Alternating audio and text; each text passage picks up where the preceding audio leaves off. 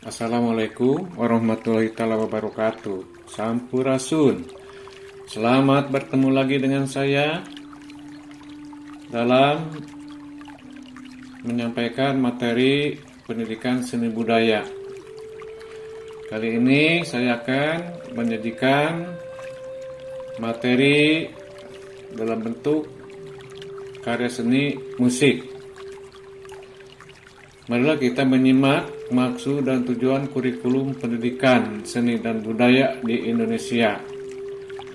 Berdasarkan bukti-bukti, kreasi seni yang berkembang di Nusantara sangat beragam, terutama dalam bentuk karya seni musik. Unsur materi pembelajaran yang tercantum dari kurikulum terdiri dari seni sastra, seni musik, seni tari, seni rupa, dan drama.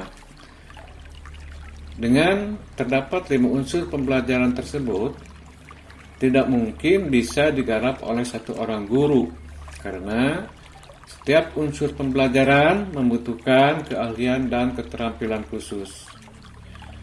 Maka dari itu, marilah kita membuat sketsa pembelajaran khusus untuk pembelajaran musik. Tujuan kurikulum: 1. Saling menghargai dan menghormati antar budaya bangsa di dunia.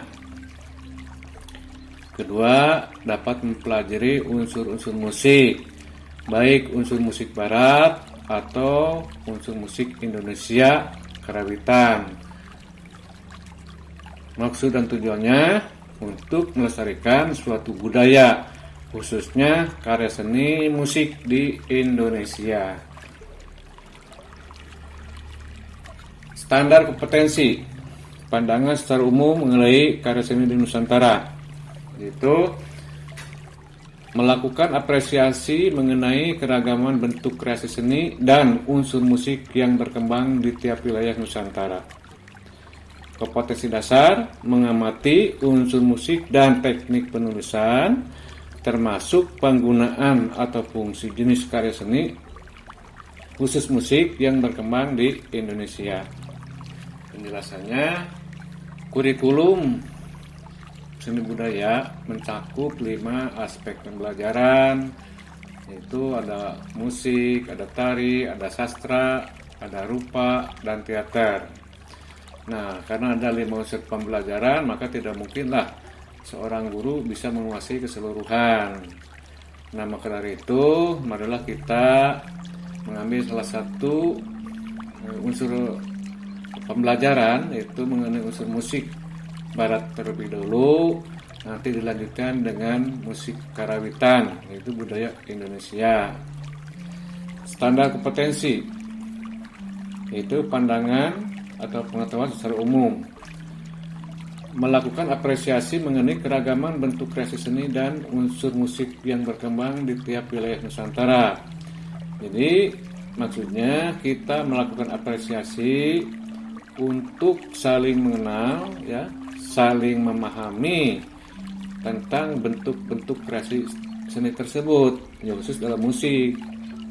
Jadi artinya kita harus sering menonton, menyaksikan, kemudian mengamati, menyimak, ya, mengkaji dan menikmati dari karya seni tersebut, nah, yang berkembang di Nusantara.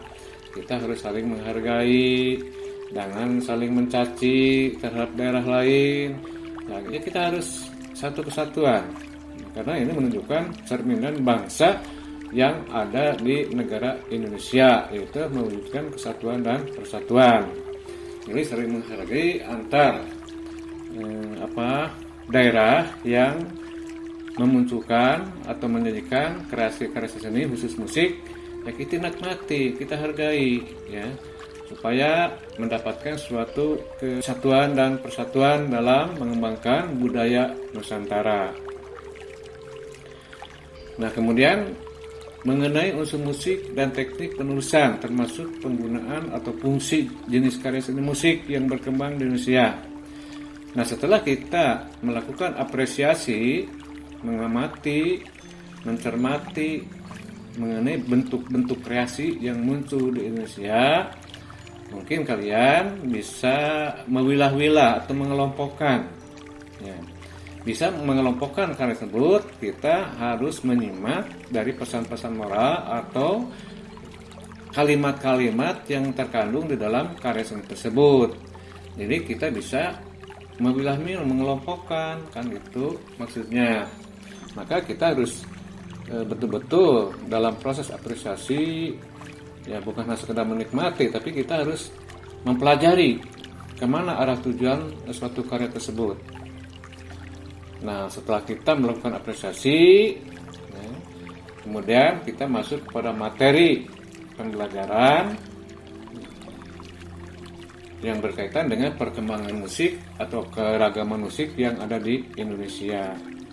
Jadi maksudnya dari sekian banyak karya seni yang muncul di Indonesia, kalau kita kelompokkan berdasarkan jenisnya, jenis karya seni, ya kita uraikan di bawah ini.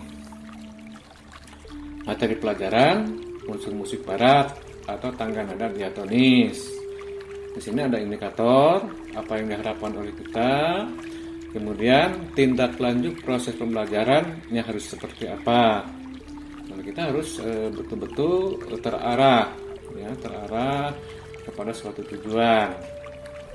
Nah, mengenai unsur musik barat di sini, ya, yang pertama kita setelah apresiasi bisa menyebutkan jenis karya seni musik di Indonesia. Nah, kemudian kita sebutkan, tuliskan, catat, kemudian juga bukan hanya sekedar menulis, kita harus bisa menjelaskan maksud dan tujuan dari tiap jenis karya tersebut. Nah, dalam tindak lanjut proses pembelajaran, ya kalian harus bisa menjelaskan mengenai jenis-jenis karya tersebut. Dan misalnya di sini ada lagu kebangsaan, ada lagu wajib nasional, ada lagu hiburan, ada lagu keagamaan, dan lagu sosial. Yang dimaksud dalam lagu kebangsaan ialah merupakan lagu keagungan bagi negara-negara yang telah dinyatakan merdeka. Jadi maksudnya setiap negara yang telah merdeka atau dinyatakan merdeka diwajibkan mempunyai satu buah judul lagu yang disebut lagu keagungan, ya, lagu keagungan dari tiap-tiap negara. Jadi tidak boleh lebih dari satu. Untuk lagu kebangsaan cukup satu saja, ya. Kemudian syarat pembuatannya untuk lagu kebangsaan harus mengacu kepada visi dan misi dari negara-negara yang bersangkutan. Kemudian kalau kita melihat dalam lagu kebangsaan Indonesia, yaitu Indonesia Raya, mungkin kalian juga sering melakukan atau menampilkan atau menyanyikan lagu Indonesia Raya. Nah, kalian itu harus menyimak apa pesan moral, apa makna dari kalimat lagu yang diangkat dalam lagu tersebut. Nah, sesuai apa tidak dengan visi misi dalam negara kita. Jadi kalian bukan sekedar nyanyi, tapi harus tahu arah dan tujuannya. Maksud untuk apa, kan itu maksudnya. Nah, yang kedua adalah lagu wajib nasional. Ialah merupakan pelengkap untuk lagu kebangsaan. Jadi maksudnya lagu wajib nasional seiring dengan lagu kebangsaan dikala dikumandangkan itu pada hari-hari yang bersejarah. Biasanya kan itu seperti sekarang bulan Agustus kita memperingati hari kemerdekaan Indonesia. Jadi pasti itu tampilkan setelah lagu kebangsaan pasti dilengkapi dengan lagu wajib. Jadi lagu wajib itu merupakan pelengkap untuk lagu kebangsaan yang ditampilkan atau disajikan sesuai dengan hari-hari yang diperingatinya. Sekarang persyaratan untuk lagu wajib ialah harus mengacu kepada kesatuan dan persatuan, ya. Harus mengacu kepada peristiwa-peristiwa bersejarah, harus mengacu kepada kesuburan dan keindahan alam yang ada di negara tercinta ini, Indonesia. Jadi maksudnya untuk lagu wajib boleh kalian lihat dalam ya, kumpulan lagu-lagu wajib nasional, ya. Lagu-lagu wajib nasional itu lengkap, ya, semua lagu ada. Coba cari judul lagu apa yang berkaitan atau berhubungan dengan kesatuan dan persatuan. Silahkan teliti kalimat lagunya, pesan moralnya seperti apa. Jadi waktu itu dengan munculnya lagu tersebut menjelang kemerdekaan kita Indonesia, ya, dari penjajahan Belanda, ya, para pemuda di seluruh wilayah Nusantara berkelompok, ya, tujuannya untuk mempersiapkan bagaimana caranya kita bisa mengusir para penjajah dari bumi pertiwi ini. Jadi masyarakat atau pemuda-pemuda di waktu itu berkelompok mempunyai maksud dan tujuan yang sama, yaitu untuk mengusir penjajah dari bumi kita yang tersisa ini. Maka setelah mereka berkelompok dipadukan, ya, semua kelompok dari tiap wilayah dipadukan, ternyata semuanya sama, yaitu punya maksud tujuan yang sama untuk mengusir penjajahan yang ada di bumi kita. Nah, itu silahkan cari judul lagu apa yang berkaitan dengan kesatuan dan persatuan. Kemudian yang berkaitan dengan peristiwa bersejarah, hari-hari bersejarah. Misalnya kita akan memperingati 10 November, Hari Pahlawan, yang waktu itu sejarahnya itu suatu pertempuran di Surabaya. Banyak para pejuang kita yang meninggal, gugur di medan tempur, ya. Banyak dari pihak keluarga, ya, kerabat, termasuk pemerintah, turut berduka cita sambil menaburkan bunga-bunga. Maka dari situ muncul judul lagu yang sebut Gugur Bunga. Contoh lain, di Lubang Buaya terjadi suatu peristiwa yang hebat, yaitu zaman gerakan 30 SPKI. Maka di situ juga muncul lagu yang berkaitan dengan kejadian itu adalah Garuda Pancasila. Nah, itu kira-kira yang berkaitan dengan peristiwa-peristiwa yang muncul di negara kita. Kemudian ada lagu kita harus mencintai alam kita, lingkungan kita, ya.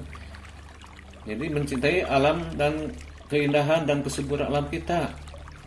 Mungkin kalian pernah mendengar atau menyanyikan lagu-lagu yang menggambarkan tentang keindahan di pantai, ya, nyur di pantai, lambeyan, nyur di pantai, kemudian ada desaku dan sebagainya. Itu menggambarkan keindahan alam kita dan kesuburan alam kita. Nah, itu sebagai gambaran atau penjelasan dari lagu wajib nasional. Yang selanjutnya ada lagu hiburan. Lagu hiburan ya jelas intinya untuk menghibur diri, ya, untuk supaya kita tenang, jiwanya kan damai jiwanya. Bahkan lagu itu kan bisa mengobati penyakit, ya, penyakit yang mungkin bisa cepat reda dari pikiran kita, dari kegalauan kita. Nah, itu lagu bisa mengobati, menenangkan jiwa kita. Nah, kadang hiburan yaitu aneka ragam, ya. Tema yang kata itu ya macam-macam. Cuman lagu-lagu sekarang, ya, tidak ada porsi untuk anak-anak. Sekarang kebanyakan, ya, secara umum kebanyakan lagu-lagu yang porsinya untuk remaja, orang dewasa. Jadi kalau untuk porsi anak-anak, ya, sekarang sudah jarang kedengaran, bahkan boleh dikatakan tidak ada lagi, ya. Nah, saya harapkan kepada para komponis, pencipta lagu, coba digali, diangkat kembali lagu-lagu yang sifatnya untuk memberi pesan-pesan moral kepada anak-anak, ya. Seperti saya dulu waktu kecil kan pernah menyanyi, ya, gitu, ada lagu Balonku, kemudian Bintang Kecil, Cicak di Dinding, kan itu ngalami waktu kecil. Nah, sampai sekarang masih ingat itu. Apa itu pesan moral dari lagu tersebut? Ya, itu yang dimaksud dengan keragaman lagu-lagu hiburan. Coba sekali lagi, apabila kalian nanti sudah paham bagaimana cara mencipta lagu atau mengarang lagu, coba kembangkan kembali lagu-lagu Ya, sesuai porsi, itu ada porsi anak-anak, remaja, dewasa, termasuk orang tua. Nah, itu bekal dari saya mengenai pembahasan atau ulasan mengenai karya seni musik. Selanjutnya ada lagu keagamaan. Lagu keagamaan ialah kalau di Islam sudah jelas ada lagu kasidahan, kan gitu, lagu-lagu religi. Mungkin dalam agama lain pun ya ada lagu-lagu yang biasa digunakan untuk ceramah ya atau tausiah sesuai dengan ajaran agama masing-masing. Itu mengenai lagu keagamaan. Kemudian lagu sosial. Lagu sosial pada umumnya itu digunakan oleh pemerintah menjadi media informasi, apakah itu tentang kesehatan, pendidikan, atau pembangunan. Nah, itu biasa digunakan oleh pihak pemerintah, informasi kepada masyarakat. Nah, itu penjelasan dari jenis-jenis lagu yang berkembang di negara kita. Materi berikutnya, dari sekian banyak karya seni yang berkembang di negara kita, setelah kita diteliti, ditelaah, dikaji, ya kebanyakan itu menggunakan unsur musik barat, kan itu ya. Untuk semuanya yang digunakan itu tangga nada diatonis. Tadi setelah membahas jenis-jenis karya seni yang menggunakan musik barat, nah sekarang kalian harus bisa menyebutkan susunan nada dalam tangga nada diatonis, istilah, lambang, dan letak nada atau letak not pada sangkar nada. Nah, kita mulai masuk kepada unsur-unsur musiknya. Nah, kita pelajari. Nah, nanti setelah kalian mempelajari unsur-unsur musik ini kan disesuaikan dengan lagu-lagu yang sudah ada. Misalkan di sini ada susunan nada dalam tangga nada mayor. Tonikanya adalah C sama dengan Do. Nah, kamu lihat di sini posisi nadanya. Ya. Jadi gambar-gambar ini yang disimpan pada garis spasi itu merupakan tangga nada dalam diatonis. Nah, posisi nadanya ini nada yang dinyatakan dengan lambang huruf atau simbol huruf-huruf itu nada mutlak, ya. Kemudian ada nada juga yang dinyatakan dengan angka-angka. Kemudian di bawahnya ada bacaannya, itu untuk membaca angka-angka. Nah, kalian harus bisa membaca posisi nada yang letaknya pada sangkar nada. Nah, di garis bantu itu di bawah yang pendek, coba perhatikan. Di situ ada huruf C. Jadi C dalam tangga nada mayor jatuh pada garis bantu. Kemudian D-nya itu angka 2 ya, jatuh pada spasi garis bantu. Kemudian E angka 3 jatuh pada garis pertama. Selanjutnya F angka 4 ya, jatuh pada spasi pertama. Kemudian G angka 5 jatuh pada garis kedua. A atau La jatuh pada spasi kedua. Kemudian B ya angka 7 ya jatuh pada garis ketiga. Dan oktavnya di sini ada angka 1 titik atas, itu menunjukkan oktav atau pertemuan dari nada pertama ya. Itu pakai titik di atas menunjukkan suara tinggi. Ini penjelasan di sini ya. Susunan nada diletakkan pada sangkar atau garis para nada atau balok not. Jadi nada itu diletakkan pada balok not atau sangkar nada ya. Kemudian simbol nada mutlak dinyatakan dengan huruf-huruf. Kemudian not balok merupakan lambang nilai ketukan. Nah, ketiga unsur ini merupakan hasil temuan bangsa Itali ya, yang namanya Guido Arezzo tahun 1050 Masehi. Jadi artinya unsur musik diatonis ditemukan oleh Guido Arezzo dari Itali pada tahun 1050 Masehi. Nah, sekarang di bawahnya ada lambang not angka. Not angka, lambang nada yang dinyatakan dengan angka itu ditemukan oleh masih bangsa Itali menurut informasi ya, yang bernama Jacques Reso 1745 Masehi. Kenapa si Jacques Reso itu mencari persamaan lambang? Ya, menurut informasi bahwa not balok temuan gue itu di waktu itu sulit diterima oleh anak-anak didiknya, karena Buddha itu seorang guru, ya, seorang guru. Jadi temuannya itu sulit dipahami oleh masyarakat, jadi kurang berkembang dengan not balok itu. Maka coba dilihat jarak waktu dari 1050 sampai 1745 Masehi, berapa ratus tahun. Ya, ada penemu baru, itu persamaan lambang yang namanya Jacques Ratio, itu merupakan persamaan lambang itu dengan angka-angka. Nah, setelah itu barulah musik barat atau diatonis itu bisa berkembang ke tiap negara termasuk Indonesia. Nah, itu riwayat singkatnya tentang musik diatonis. Lengkapnya silakan kamu baca di buku-buku sumber. Selanjutnya, ya, di sini indikator ketiga, ya, apa yang diharapkan oleh kalian belajar musik itu, ya. Jadi yang ketiga, membedakan bentuk nilai ketukan dari lambang not balok. Jadi membedakan bentuk nilai dari lambang not. Nah, sini lihat dalam tabel, ya.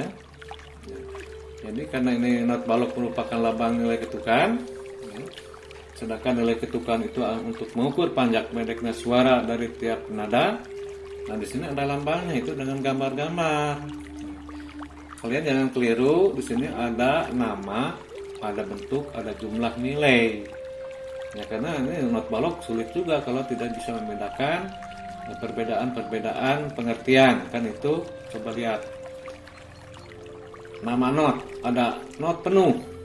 Bentuknya lonjong, itu bukan bulat tapi lonjong. Jumlah nilai 4 ketukan. Kemudian not setengah. Ada di sini saya ditulis ada not setengah bertitik, ya. Jadi artinya not setengah pakai titik itu menunjukkan nilai 3 ketukan. Sedangkan not setengah yang tanpa titik itu menunjukkan nilai 2 ketukan. Jadi untuk dalam tabel untuk nilai 3 tidak tercantum, ya, dalam buku sumber itu, ya, saya dilengkapi saja supaya berurutan, ada 4, 3, 2, 1 dan seterusnya. Jadi nilai 3 itu adalah not setengah bertitik. Kemudian not 1/4, gambar diarsir dihitamkan pakai tongkat, ya, nilai 1 ketukan. Ada not 1/8, gambar diarsir pakai tongkat bendera 1 menunjukkan nilai setengah ketukan. Kemudian not 1/16, gambar diarsir bendera 2 menunjukkan nilai 1/4 ketukan. Nah, maka di sini perhatikan oleh kalian ada nilai setengah dan 1/4, ada nama not setengah dan 1/4. Nah, coba lihat. Nama not setengah nilainya 2. Sedangkan nilai setengah dari not 1/8 itu gambarnya berbendera 1. Ada nama not 1/4 nilainya 1. Ada nilai 1/4 itu dari not 1/16, benderanya 2. Nah, perhatikan dengan seksama, teliti, ya, nama, antara nama dengan jumlah nilai termasuk bentuk gambarnya. Mungkin untuk pertemuan kali ini sampai di sini dulu supaya kalian tidak liar, tidak pusing, ya. Maka silakan pelajari sedikit-sedikit mengenai unsur-unsur musik yang nantinya berkaitan dengan proses berkarya seni khusus untuk bagian vokal. Sekian dan terima kasih. Assalamualaikum warahmatullahi wabarakatuh.